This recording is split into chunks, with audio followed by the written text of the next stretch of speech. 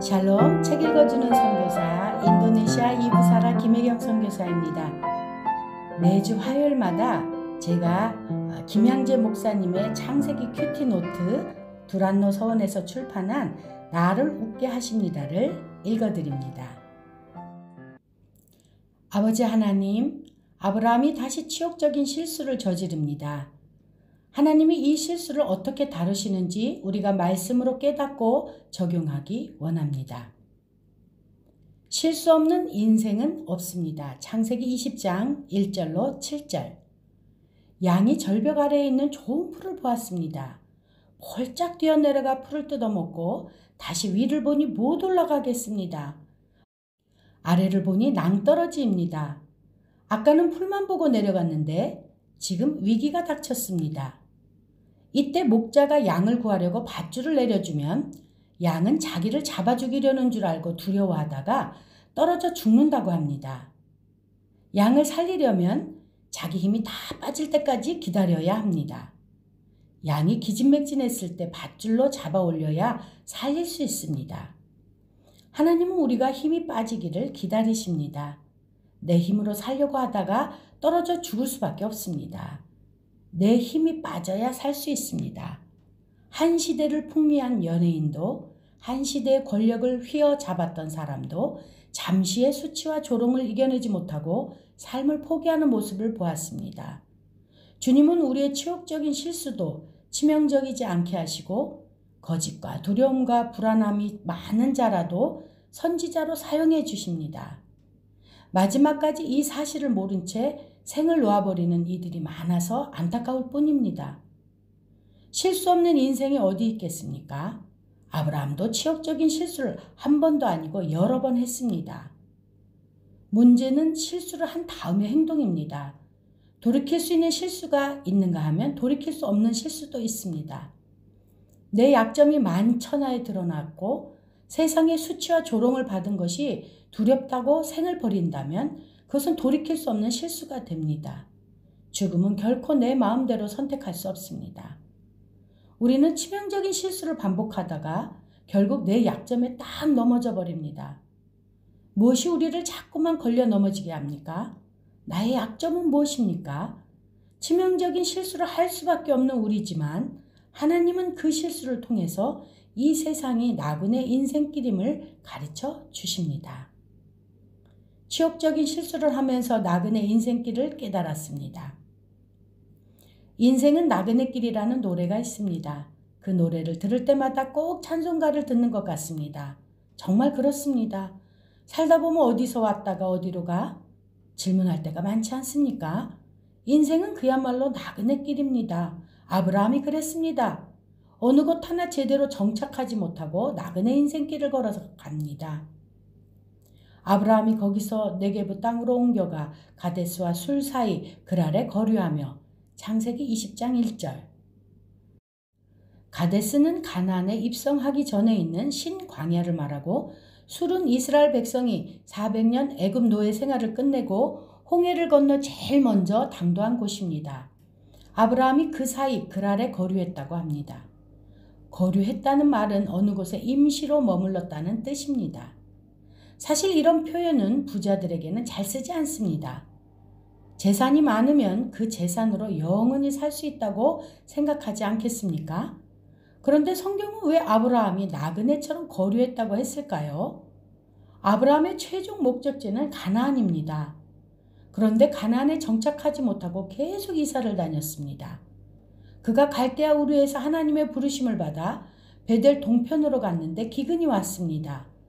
그래서 애굽으로 갔다가 다시 베델로 돌아왔는데 얼마 안 있어 헤브론에 있는 마블의 상수리 수풀에 거하다가 지금 블레셋 그랄로 이사 온 것입니다. 아브라함이 이렇게 어디에 정착하지 못하고 거류했다는 것은 우리 인생의 종착역이 이 땅이 아님을 의미합니다. 이 땅에서 하늘과 땅의 권세를 가지고 있어도 우리가 거할 곳은 새 하늘과 새 땅인 천국입니다. 그래서 우리는 나그네 인생을 살 수밖에 없습니다. 어디를 가도 이 땅은 완전하지 않고 하나님 나라만이 영원한 천국임을 알려주기 위해서 아브라함이 이렇게 수고를 합니다. 이 땅에서 아무 소유 없이 떠난 아브라함에 대해서 히브리서는 이렇게 증거합니다. 이 사람들이 다 믿음을 따라 죽었으며 약속을 받지 못하였으되 그것들을 멀리서 보고 환영하며 또 땅에서는 외국인과 나그네임을 증언하였으니 그들이 이같이 말하는 것은 자기들이 본향을 찾는 자임을 나타냄이라. 히브리서 11장 13절로 14절. 아브라함이 이사를 자주 다니다 보니 이 땅은 영원히 거할 것이 못 된다는 사실을 깨달았습니다. 이것을 알게 하려고 우리 인생에 많은 사건들이 걸어가고 걸어오고 지나가고 지나오는 것입니다. 어떤 사람은 이사를 많이 다니면 자녀들이 정서적으로 불안해진다고 걱정합니다. 그런데 성경은 영육간의 이사를 많이 다니는 것이 믿음의 조상이 걸어간 길이라고 말씀합니다. 물론 일부러 이사를 다니는 것은 쉽지 않겠지요. 그러나 살다 보면 집안 형편이 어려워지거나 사업이 부도나서 어쩔 수 없이 이사를 해야 하는 상황이 생깁니다. 그럴 때 부모만 힘든 것이 아닙니다. 자녀도 같이 부도를 겪으며 달라진 환경에 적응하느라 힘들어집니다. 그러나 성경적인 가치관을 가진 부모 밑에서 성장한 자녀들은 이럴 때도 유익을 얻을 수 있습니다. 육적으로 힘들게 이사를 다닌 자녀는 영적으로도 이사할 수 있습니다. 여기저기 아무리 기웃거려도 결국 인생은 나그네길이라는 것을 알게 되는 것입니다. 육이 무너진 만큼 영이 세워집니다. 여기저기 이사를 다니다 보면 영의 영역도 계속 개척됩니다. 그걸 위해서 하나님은 우리에게 이사 다니는 훈련을 허용하시는 것 같습니다. 그러니 나는 30번 이사했어. 나는 50번 이사했어 하고 많이 자랑하셔도 됩니다. 그것이 영의 영역이 더욱 개척되는 지름길일 수 있습니다. 아브라함이 이사하고 싶은 이유는 많았을 겁니다. 소돔이 멸망하는 모습을 보고 그 땅에 계속 살고 싶은 사람이 누가 있겠습니까? 저렇게 멀쩡한 땅에서 살기 싫어 이사가고 싶어 하지 않겠습니까? 또 기근이 오는 땅에서 계속 살고 싶었을까요? 롯이 망하는 모습을 보면서도 기도응답이 안 된 것이 아니야 하며 마음이 우울해질 수 있습니다. 아브라함은 이렇게 침체기가 오면 꼭 남방으로 갔습니다. 사실 남방은 아브라함에게 좋은 기억이 없습니다. 거기서 바로에게 치욕을 당하기도 했지요. 그런데도 그가 남방 생각을 하는 이유는 뭘까요? 그곳에서 은과 금이 많이 생겼기 때문입니다. 가축이 많이 생겼기 때문입니다. 이렇게 사는 게 힘들어지고 기근이 오면 누구나 막연히 남방 생각을 하게 됩니다. 결국 마지막 문제는 돈인 것입니다. 기근이 드니 남방에 가면 무슨 수가 있지 않을까 하는 생각에 떠난 것입니다. 그러고 보면 하나님은 우리의 영원한 영적 가나안은 천국밖에 없음을 알게 하시기 위해 우리의 치욕적인 실수를 허용하시기도 하는 것 같습니다. 롯은 소돔 땅에 들어갈 때 임시로 거하려고 한 게 아니라 영원 천년 살고자 했습니다. 성경에 롯이 거류했다고 표현하지 않았습니다. 그런데 소돔 사람들이 그를 향해 이자가 들어와서 거류하면서 우리의 법관이 되려 하는도다 하면서 롯을 무시합니다. 결국 소돔은 하나님의 손에 멸망하고 롯의 모든 재물도 잿더미가 되어 버렸습니다. 진작에 아브라함을 따라 이사 왔으면 이럴 일도 없었을 텐데 죽자고 붙들고 있다가 완전히 망한 것입니다. 생각해 봅시다. 나는 이 땅의 삶을 나그네 길이라고 생각합니까? 영원히 살 것처럼 생각합니까? 이 땅의 삶이 영원한 것이 아님을 알게 하시려고 하나님이 나에게 주신 사건은 무엇입니까?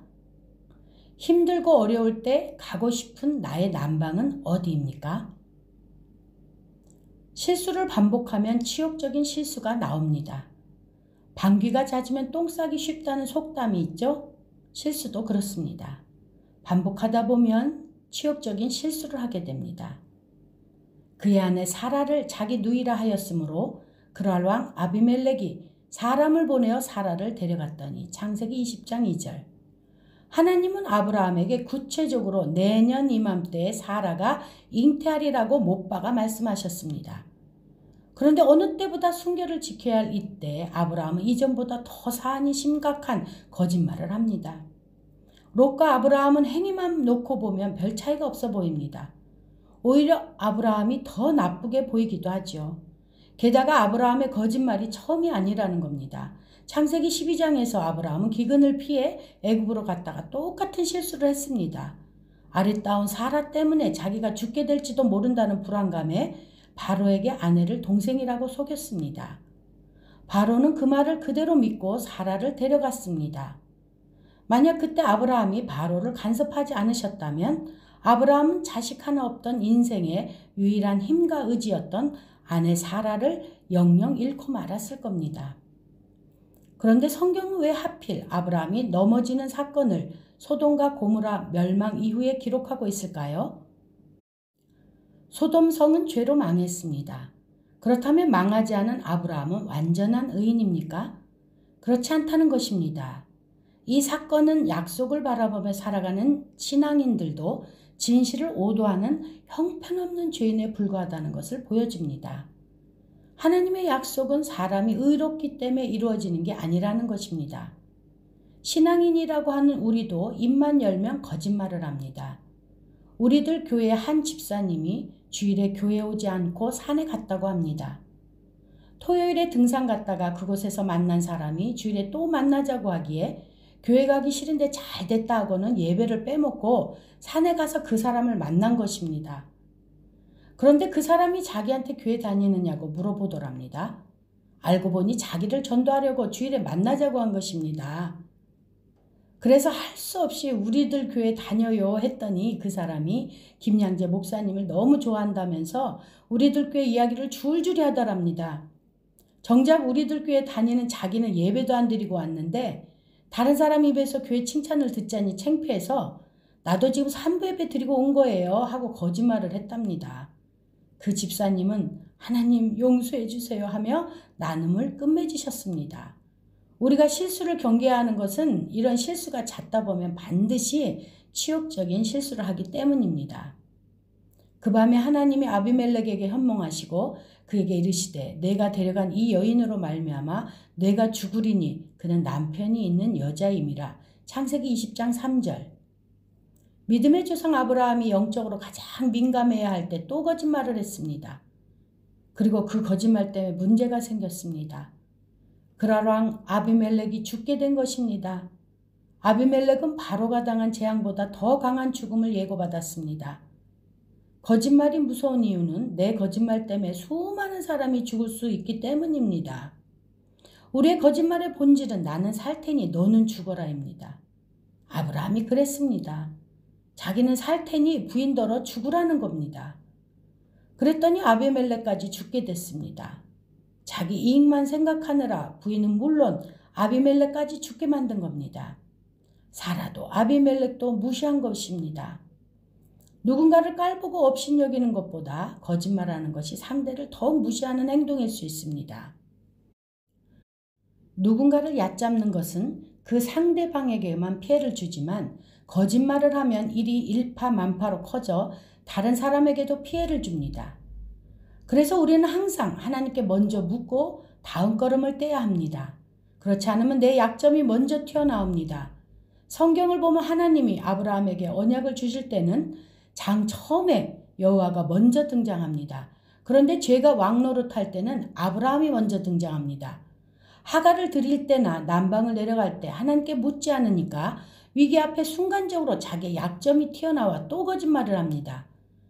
아내의 일만 나오면 아브라함은 머리가 하얘져 거짓말하고 또 그 거짓말로 다른 사람이 죄를 짓게끔 만듭니다. 아브라함이 누구입니까? 믿음의 조상 반열에 올라간 사람입니다. 그런데 똑같은 실수를 반복하면서 이렇게 어이없이 무너집니다. 창자가 끊어지도록 기도하던 아브라함은 어디로 갔습니까? 사람이 두려워 벌벌 떠는 그의 모습을 어떻게 해석해야 할까요? 사람은 누구나 약점이 있습니다. 게임만 하면 아내고 아들이고 상관없어지는 사람이 있고 술과 마약에 넘어지는 사람도 있습니다. 술이나 마약은 한 번 중독 경험이 있다면 그 기억이 온몸에 남아서 아무리 몇 년 동안 참았다가 해도 또 쉽게 넘어진다고 합니다. 그래서 한 모금도 먹지 않아야 한다고 합니다. 어떤 사람은 부모 이야기만 나오면 거품을 물고 자식 이야기만 나오면 뒤로 자빠집니다. 주식, 음란, 돈에 우리는 수도 없이 넘어집니다. 그래서 사람은 믿음의 대상이 될 수 없습니다. 누구도 믿을 수 없습니다. 실수할 때 그냥 실수할 수 있다고 봐주셔야 합니다. 어떻게 저 사람이 저럴 수 있나 해서는 안 됩니다. 안심할 사람이 없습니다. 마지막까지 장담할 인생이 없는 것입니다. 생각해 봅시다. 반복적으로 넘어지는 나의 약점과 중독은 무엇입니까? 습관처럼 튀어나오는 거짓말은 무엇입니까? 내 가족과 지체의 약점을 보게 되면 여러분은 어떤 태도를 보이나요? 치욕적인 실수를 치명적인 실수가 되지 않게 하십니다. 아브라함을 부르신 분이 누구십니까? 바로 하나님이십니다. 하나님이 지금까지 아브라함을 약속의 자녀로 인도해 오셨습니다. 그런데 그 아브라함이 거짓말을 하고 죄를 짓고 있습니다. 지금 누가 제일 큰일 났습니까? 누가 제일 바쁘실까요? 하나님은 사라를 아브라함의 아내를 넘어 여러 민족의 어머니로 세우셨습니다. 여자의 후손 예수 그리스도를 낳아야 하는 인류 전체에 막대한 역할을 할 사람이 사라인 것입니다. 그런데 그 사라가 아비멜렉과 동침하기 직전입니다. 그야말로 인류 최대의 위기입니다. 하나님 보시기에 정말 큰일이 난 것입니다. 예수님이 이 땅에 오시지 못하면 구원자는 없습니다. 이 일은 위대하신 하나님의 일입니다. 결국 하나님이 이 위기의 밤에 믿음 없는 아비멜렉에게 현몽하셔서 약속의 자녀를 지키십니다. 롯에게도 사라에게도 나타나지 않으셨던 하나님이 그랄 왕에게 나타나셔서 긴급하게 업고 막으셨습니다. 여러분은 어떠세요? 내 거짓말 때문에 관계가 틀어지고 상황은 엉망진창이고 온 집이 콩가루가 됐는데도 주의를 하면서 잘 살고 있습니까? 하나님이 위기를 막아주셨기 때문입니다. 내가 잘나서가 아니라 그것이 하나님의 일이기에 하나님이 보호해주신 것입니다. 그러니 내가 비록 실수했어도 그 실수 때문에 위기를 맞았어도 하나님을 사랑한다면 그 밤에 빨리 바삐 내려오셔서 도와주실 하나님을 믿고 기도하시기 바랍니다. 하나님이 이 일을 다 책임져 주시겠구나 하는 믿음을 가져야 합니다. 아비멜렉이 그 여인을 가까이 하지 아니하였으므로 그가 대답하되 주여 주께서 의로운 백성도 멸하시나이까? 창세기 20장 4절. 하나님이 아비멜렉에게 현몽하셔서 너 그 여자 데려갔기 때문에 죽는다 하시니까 아비멜렉이 의로운 백성도 멸하시나이까? 합니다. 이 말 어디서 들어본 것 같지 않습니까? 종전에 아브라함이 롯을 위해 중보하면서 주께서 의인을 악인과 함께 멸하시려 하시나이까 한 것과 똑같습니다. 아비멜렉이 성경과 하나님을 참 잘 알고 있지 않습니까? 기가 찹니다. 아브라함이 이 말을 들었다면 얼마나 부끄러웠을까요? 그가 나에게 이는 내 누이라고 하지 아니하였나이까? 그 여인도 그는 내 오라비라 하였사오니 나는 온전한 마음과 깨끗한 손으로 이렇게 하였나이다. 하나님이 꿈에 또 그에게 이르시되 내가 온전한 마음으로 이렇게 한 줄을 나도 알았으므로 너를 막아 내게 범죄하지 아니하게 하였나니 여인이 가까이 하지 못하게 함이 이 때문이라. 창세기 20장 5절로 6절. 아비멜렉은 자기 입으로 자신이 온전한 마음과 깨끗한 손으로 이렇게 했다고 말합니다. 이방인의 특징이 이것입니다. 매사에 나는 온전한 마음과 깨끗한 손으로 살았다고 강변합니다. 그러나 하나님은 그런 아비멜렉을 굳이 탓하시지는 않으십니다. 그래, 내가 온전하게 살아온 것을 내가 알기에 내가 범죄하지 않도록 사라를 가까이 하는 걸 막았다며 그의 말을 들어주십니다. 우리도 그렇습니다. 내가 온전한 마음과 깨끗한 손으로 살면서 큐티하니까 하나님이 여자를 막으시고 술도 막으시고 사방에 돈줄을 막으셔서 주일에 어디 못 가고 교회로 부르신 것일 수 있습니다. 그렇다고 우리가 큐티를 너무 잘해서 하나님이 내 범죄를 막아주셨습니다 라고 간증하면 안 됩니다. 나를 보면 기가 막히지만 내 일이 하나님의 일이었기 때문에 하나님이 막아주셨습니다 해야 맞는 일입니다. 하나님이 지금 아비멜렉의 범죄를 막으신 것 또한 그를 위함이 아니라 아브라함을 위함입니다. 아비멜렉이나 아브라함이 의인이어서가 아니라 이것이 하나님의 일이기 때문입니다. 아브라함은 보면 볼수록 구제할 길 없는 죄인이지만 하나님의 택함과 은혜로 여기까지 왔습니다. 하나님이 아브라함을 믿음의 조상 되게 하고자 끈질기게 양육하셨기 때문에 아브라함의 일이 하나님의 일이 된 것입니다. 하나님의 모든 거짓말을 다 막으시는 것이 아닙니다. 일일이 간섭하지도 않으십니다. 그러나 나의 일이 하나님의 일일 때 하나님은 우리의 거짓말을 막아주십니다. 그러니 내 속을 솔직히 들여다보며 이 일이 과연 하나님의 일인가를 생각해 보시기 바랍니다. 제가 어느 집사님에게 하나님의 일을 하시면 집사님 일은 하나님이 다 해주실 거예요 라고 말씀드린 적이 있습니다.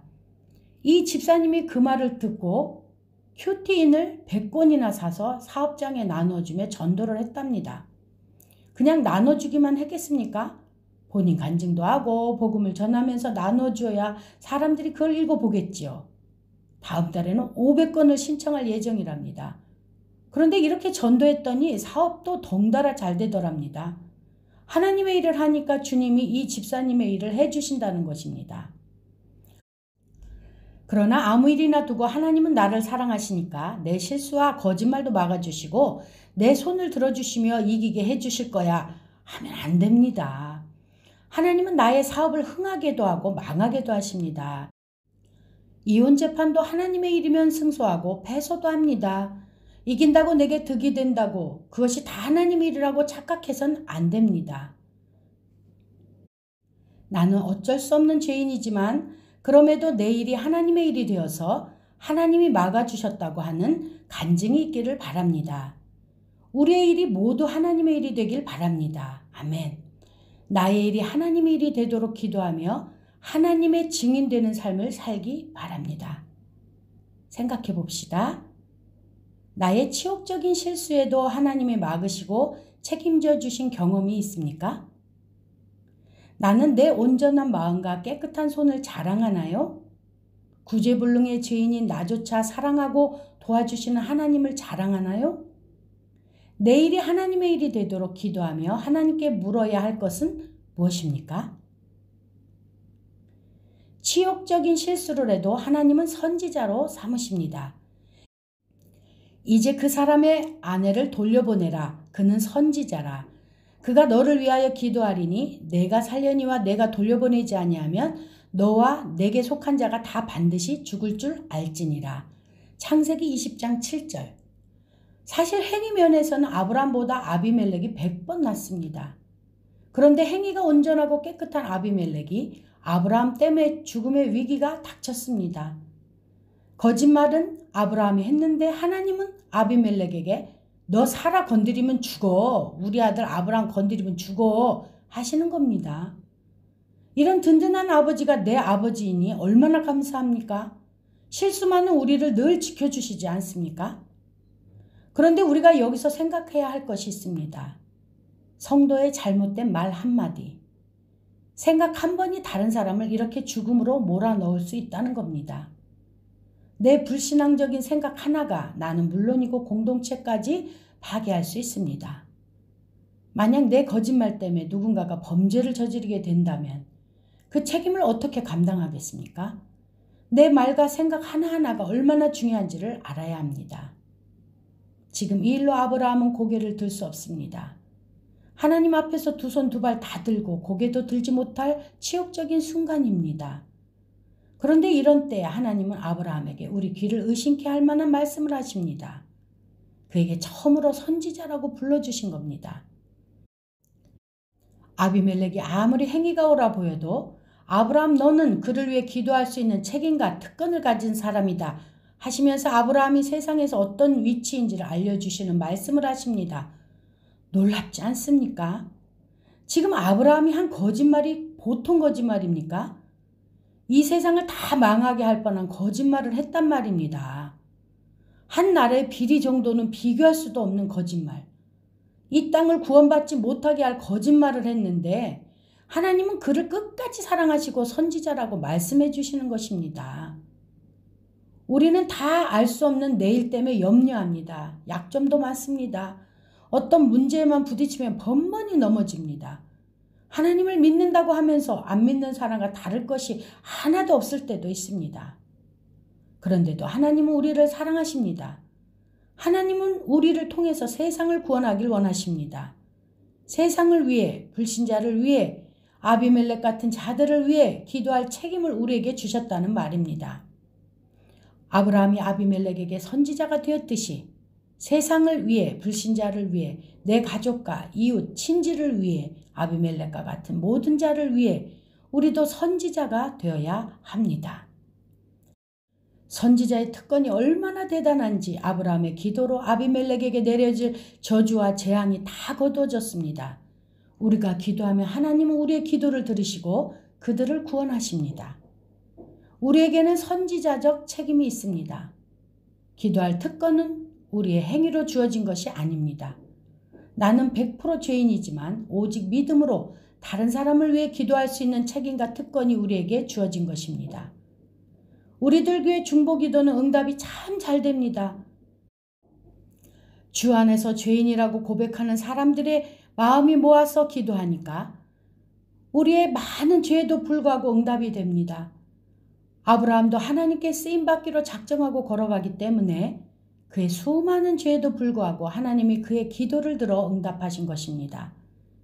이렇게 믿음이 있는 사람들은 한 번의 실수에 절망했을지언정 곧 회복하고 주의 일에 매진합니다.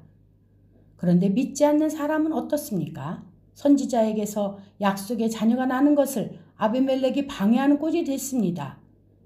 행위로 따지면 아비멜렉을 따라갈 사람이 어디 있겠습니까? 그런데 아비멜렉이 아무리 옳은 것 같아도 그 길의 끝은 죽음뿐입니다. 선지자와는 비교할 수 없는 결말입니다. 선지자의 인생 목적은 거룩이고 전도이며 하나님의 증인이 되는 것입니다. 하지만 아비멜렉은 전도와는 상관없는 인생이에요. 불신자는 하나님 나라에 관심이 없지만 하나님 나라는 이어져야 하기에 하나님의 자녀인 나를 인도해 가시는 것입니다. 내가 죄짓고 실수할지라도 영적 후손을 낳을 자이기에 나를 보호해 주시는 것입니다. 이 말씀이 제게 너무 위로가 되었습니다. 제가 아무리 형편없어도 어디를 가든지 전도하며 주님의 증인이 되고자 하니까, 결혼식장에서도 장례식에서도 주님을 전하니까 하나님이 오가는 길을 지켜주시고 자동차 안에서도 지켜주시고 늘 불꽃 같은 눈으로 저를 지켜주셨습니다. 제가 참 못하는 것도 많고 부족한데 하나님이 전도하라고 저를 지켜주시는 것을 믿습니다. 믿는 사람과 안 믿는 사람은 하늘과 땅 차이입니다. 우린 다 하나님의 택함과 지키심을 입은 선지자입니다. 그러니 함부로 살아서는 안 됩니다. 내가 얼마나 보배롭고 존귀한 존재인지 알아야 합니다. 그런데 우리는 치욕적인 실수 앞에 너무 쉽게 포기합니다.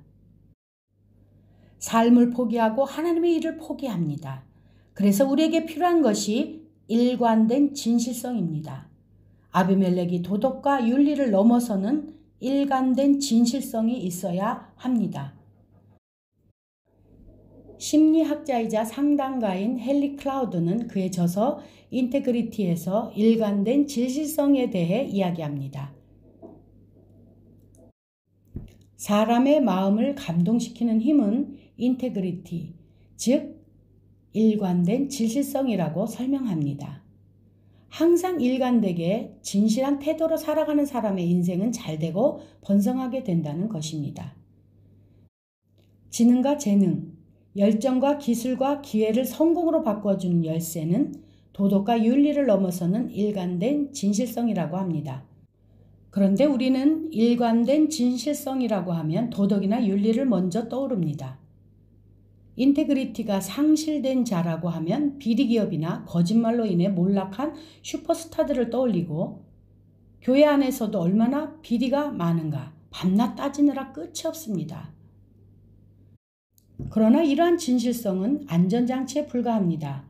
도덕적이고 윤리적인 사람 데려다가 결혼하면 내 가정이 안전하겠다. 도덕적 양심이 뛰어난 사람을 뽑으면 회사가 안전하겠다고 생각하지만 그게 아니라는 것입니다. 헨리 클라우드는 20년간 수많은 CEO들을 컨설팅해 오면서 정직하고 윤리적임에도 불구하고 성공하지 못하는 사람들을 너무나 많이 보았다고 합니다. 어떤 사람은 절대로 거짓말을 안 하기로 소문난 사장인데 쓸모없는 사업을 포기하지 못해서 파멸 직전에 이르렀다고 합니다. 도덕과 윤리적 양심이 부족해서가 아닙니다. 정직한 사람이지만 일관된 진실성이 없어서 사업이 망해가는 현실을 직시하지 못한 것입니다. 그렇다면 이 일관된 진실성이란 무엇을 가리킵니까? 바로 인간 내면의 힘입니다. 만일 내가 아랫사람의 전적인 신뢰를 얻지 못하거나 눈앞의 현실을 제대로 파악하지 못하며 잘못된 업무 방식 때문에 저조한 결과를 얻고 골치 아픈 사람이나 부정적인 상황을 대처하지 못하며 더 큰 임무를 달성하기 위해서 개인의 이익을 버리거나 큰 목표를 향해 헌신하지 못하고 있다면 우리는 각자의 내면에 좀 더 집중하여 스스로 진단해 볼 필요가 있습니다. 우리는 성공의 조건으로 재능, 지능, 교육 수준, 전문 기술, 지식 등을 뽑지만 가장 크고 확실한 열쇠는 바로 일관된 진실성, 즉 우리 내면의 힘에 있습니다.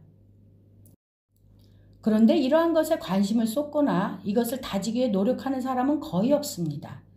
결국 우리의 예배와 말씀 묵상이 이 일관된 진실성을 얻는 길 아닙니까? 공동체 예배와 개인 예배, 큐티를 통하여 나의 내면을 점검하고 성경적 시간을 보내며 영적인 힘을 기르는 것이 곧 일관된 진실성을 기르는 훈련입니다. 우리들 교회 한 성도님이 사업을 하면서 여러 번 직원을 채용해 봤는데 정작 직원의 전문 지식이나 학벌은 중요하지 않더랍니다. 그보다 우리 교회에서 양육 훈련을 잘 받은 사람이 100번 더 일을 잘하더랍니다. 그래서 앞으로는 우리들 교회 think 양육을 수료했는가, think 양육 교사 과정까지 수료했는가를 채용 조건에 넣고 모두 수료한 사람만 합격시키기로 했다고 합니다. 지금 여러분의 내면은 어떤 모습입니까? 일관된 진실성을 가지고 있습니까? 아브라함이 소돔을 위해 기도했지만 끝내 소돔은 멸망했습니다. 만약 내가 열심히 기도했는데 하나님의 반대의 응답을 주셨다고 생각해 보세요. 세상에서 수치와 조롱을 받아야 하는 역할이 내게 주어졌다고 생각해 보세요. 이겨낼 수 있겠습니까? 자기 의로 가득 찬 사람은 그러지 못합니다. 그러나 주님은 실수를 반복할 수밖에 없는 100% 죄인인 우리를 택하셔서 이 땅에 선지자로 세워주셨습니다. 말씀과 예배를 통해 끊임없이 양육하시고 일관된 진실성을 배우게 하셔서 이 세상을 위해 기도하고 전도하는 책임을 맡기십니다. 그러니 하나님을 믿는 것이 얼마나 큰 특권입니까? 우리의 인생길에는 왜 슬프고 고통이 따르는지, 그럼에도 왜 이 길을 가야 하는지, 이 길을 어떻게 걸어가야 하는지, 이 모든 것의 해답인 일관된 진실성은 예수 그리스도입니다. 이 땅에 어떤 권세를 가졌다 해도 내가 죽음과 삶을 마음대로 결정할 수 없음을 알아야 합니다. 다 같이 생각해 봅시다. 치욕적인 실수에도 불구하고 나를 택하신 주님의 사랑을 경험합니까? 나는 한없이 부족한 죄인이지만 내가 선지자의 특권과 사명을 가지고 중보해 주어야 할 사람은 누구입니까? 생활 예배와 공예배, 공동체 예배를 통해 나 자신과 타인을 객관적으로 바라보는 일관된 진실성을 배워가고 있습니까? 오늘 하나님이 나를 자녀 삼아 주신 놀라운 특권과 은혜에 감사하고 있습니까? 우리들 묵상과 적용. 저는 불신 가정에서 태어났습니다. 직장 상사의 소개로 아내를 만나 결혼했지만 여전히 음주와 가물을 즐기며 살았습니다. 그런데 어느 날 아이들 교육에 욕심이 많았던 아내가 교회 간다고 했습니다. 믿음을 위해서 기부라는 교회가 강남에 있기에 아이들 교육에 좋다는 친구 집사님의 말을 들은 것입니다. 고등학교 2학년 때까지 동네 교회 다녀본 저는 혹 이상한 교회는 아닌지 주일에 데려다 준다고 하면서 같이 우리들 교회에 오게 되었습니다. 학교 강당에서 첫 예배를 드렸는데 감정이 호소하듯이 울먹이는 목사님 모습만 빼고는 너무 신선한 느낌을 받았습니다. 교회에 출석하면서 지체들의 간곡한 권유로 목장에도 참석했습니다. 그러나 주간과 야간으로 24시간 교대 근무가 반복되는 저의 직장 생활에는 유혹이 많았습니다. 주간 근무가 끝나면 아내에게 문상 등의 거짓 핑계를 대며 1차 삼겹살에 소주, 2차 생맥주, 3차 도움이 있는 노래방, 4차 나이트클럽까지 갔다가 만신창이가 되어 밤늦게야 귀가하곤 했습니다. 세상문에 빠져 아내에게 거짓말을 하며 제 가운데 살았던 것입니다. 또한 충남 몸을 추스리기 위해 마라톤, 등산, 축구에 열심을 내다 보니 급기야 운동 중독에까지 빠졌습니다. 그런데 어느 날 직장 동료들과 축구하다가 왼쪽 발 아킬레스건이 완전히 파열되는 사고가 생겼습니다. 대수술을 하고 한 달간 병원에 입원해 있는데 그때 목자님이 갖다 주신 목사님의 설교 테이프와 아내가 1:1 양육받느라 사둔 목사님 저서 등을 통해 이 사건이 절벽 아래로 풀을 먹으러 뛰어내린 양 같은 저를 구원해 주시기 위해 힘이 다 빠질 때까지 기다려 주신 구원의 사건임을 깨닫게 되었습니다. 퇴원 후 깁스를 하고 목장에 참석했고 그때부터 말씀이 조금씩 들리기 시작했습니다. 공동체의 양육을 통해 비로소 주님이 나를 얼마나 사랑하시는지 깨닫게 되었고 도무지 변하지 않은 나 같은 사람 때문에 목사님이 애통의 눈물을 흘리신다는 것을 알게 되었습니다. 공동체에 잘 붙어 있으라고 소그룹의 부리더 직분을 주셨지만 여전히 술의 유혹을 끊지 못하던 저는 방구가 잦으면 똥 싸기 쉽다는 속담처럼 반복적인 실수 끝에 결국은 치욕적인 실수를 하게 되었습니다. 술에 만취한 상태에서 주점 종업원과 시비가 붙어 싸우다가 문짝을 파손했다는 누명을 쓴 것입니다. 억울하게 경찰에 연행되어 문짝값을 물어주고 나서야 풀려나올 수 있었습니다. 하나님이 아비멜렉에게 내가 온전한 마음으로 이렇게 한 줄을 나도 알았으므로 너를 막아 내게 범죄하지 아니하게 하였나니 라는 말씀하신 것처럼 똑같은 사건에서 반복적으로 무너지는 저를 이 정도의 수치까지만 겪게 하시고 더 큰 실수로 범죄하지 않게 막아주셨습니다. 그동안 술을 안 먹으면 살 수 없을 것 같았던 제가 이 사건을 통해 예배와 목장에 올인하며 술과 여자를 끊게 되었고 제가 하는 일이 하나님의 일이 되게 하기 위해 소그룹 리더로 섬기는 선지자적 책임도 주어졌습니다. 하지만 저는 아직도 부족하여 도덕적이고 윤리적인 아비멜렉 수준으로 소그룹을 섬기기에 지체들에게 미안한 마음이 듭니다. 아브라함처럼 가데스와 술 사이에 우거하며 애굽에 가면 뭐가 있지 않을까 싶기도 하고 롯처럼 소돔에 거하고 싶은 유혹도 여전합니다. 그러나 말씀을 통해 이 땅에는 온전한 것이 없고 영원히 거할 것은 천국이라는 사실을 알려주셔서 나그네의 마음으로 안식하며 살아가게 하셨습니다. 이렇게 부끄러운 구원을 받고 소그룹 모임을 섬기는 리더가 되니 하나님 앞에 고개를 들 수 없지만 가장 중요한 것은 인간의 내면이기에 말씀으로 내 죄를 보며 일관된 진실성을 갖도록 하나님께 은혜를 구하고 있습니다.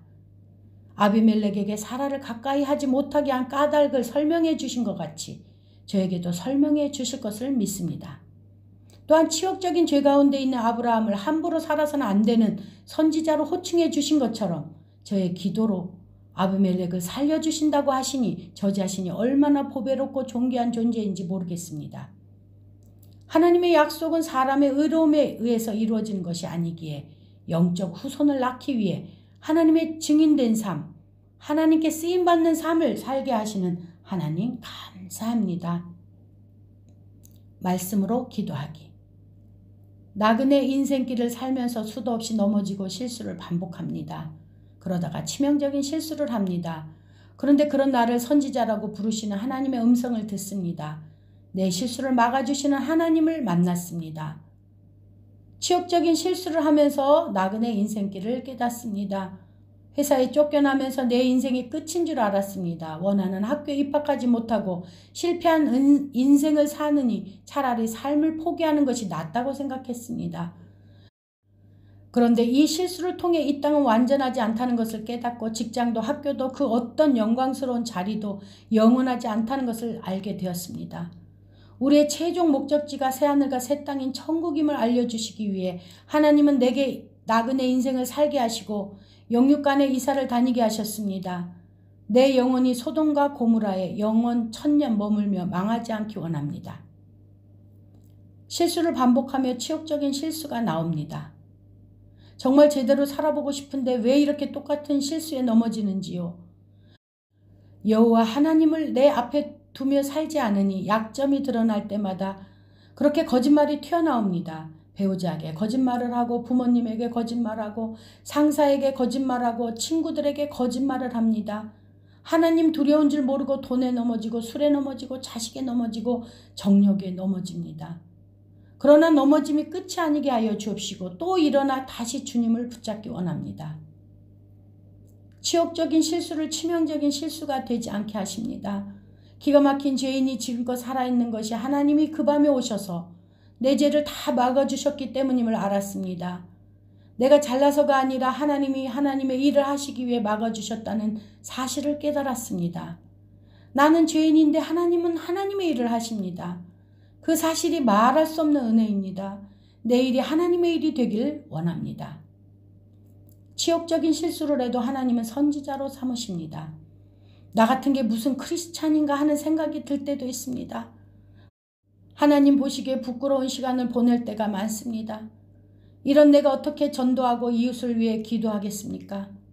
그러나 절망과 좌절은 하나님의 방법이 아니라는 사실을 아브라함의 삶을 통해 배웁니다. 하나님은 지금까지 죄뿐인 나를 전도하라고 기도하라고 지켜주셨다는 사실을 알았습니다. 이제는 함부로 살지 않겠습니다. 선지자적 사명을 기억하겠습니다. 내 삶이 하나님을 증거하는 삶이 되길 원합니다. 끝으로 하는 영혼의 기도입니다. 아버지 하나님, 인생 최대 인류 최대의 치욕적인 실수를 아브라함이 또 하고 말았습니다. 수많은 믿음의 훈련을 지나고도 또 이렇게 같은 죄를 짓습니다. 그런데 하나님은 그 치욕적인 실수를 치명적이지 않게 막아주셨습니다. 예수님이 오셔야 하는 일이기 때문에, 그것이 하나님의 일이기 때문에 티끌 같은 쓰레기 같은 자기를 보면서 절망했을 아브라함에게 너는 선지자라 불러주십니다. 우리 죄가 아무리 크다 해도 이 아브라함의 죄보다 크겠습니까? 우리의 죄가 아무리 주홍같이 붉다 해도 아브라함을 따라갈 수 있겠습니까? 그런데도 여전히 또 실수하는 저입니다. 그럼에도 죄 많은 저의 기도를 들어주시니 감사합니다. 내가 지금껏 주의 일을 할 수 있는 건 그동안 수많은 위기를 주님이 막아주셨기 때문임을 알았습니다. 혹시 실수에 넘어져 포기하고 싶더라도 천부여 의지 없어서 손들고 나옵니다. 고백하는 제가 되게 해 주시옵소서. 치욕적인 실수 가운데에도 하나님 앞에 나아가 하나님을 영접하도록 인도하여 주옵소서. 도덕과 윤리를 넘어서는 일관된 진실성을 가지고 기도하는 인생을 살 수 있게 하옵소서. 내 인생의 목적을 하나님께 두는 하나님의 증인이 되기 원합니다. 예수님 이름으로 기도합니다.